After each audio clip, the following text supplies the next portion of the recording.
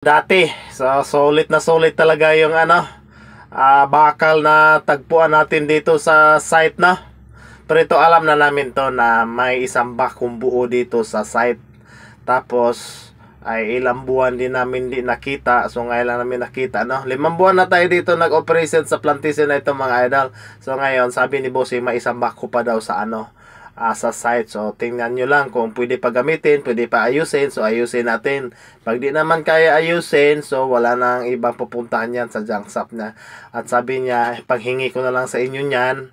Tapos pag mabinta nyo na, hati-hatian nyo lang, bigyan nyo ng isda or mga pagkain yung mga ibang trabahante na. Ayan, so ito na. Tinignan natin. So ito, mga idol, ito bababa sa 11 tons or 10 tons to, mga idol. Ayan, kaso nga lang wala na tong yung makina nito kalahati na lang naiwan siguro sa tingin ko sa panahon na yon, 2 taon ito na natingga dito. Tas siguro ninakaw yung kalahating makina nito. So ito plantation na ito kasi na bankrupt ito. So siguro yung katiwala dito dati kurakot kaya na bankrupt. Tas sinatak ng bangko, binili naman ng amo ko, no. So nabili ng amo ko to nasa 13 million ringgit, no.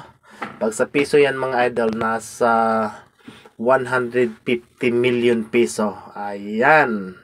So ito, 5 buwan na tayo dito nag-operation sa mga daanan dito. 100 acre to. Pag sa hektarya naman, na 500 acre. So 70% na tayo natapos dito, mga idol. At yun, tuwang-tuwa din si Bossing dahil tuloy-tuloy na labas ang palm oil, ng mga idol. So tuloy-tuloy din ang binta. Yun lang, maraming salamat, mga idol.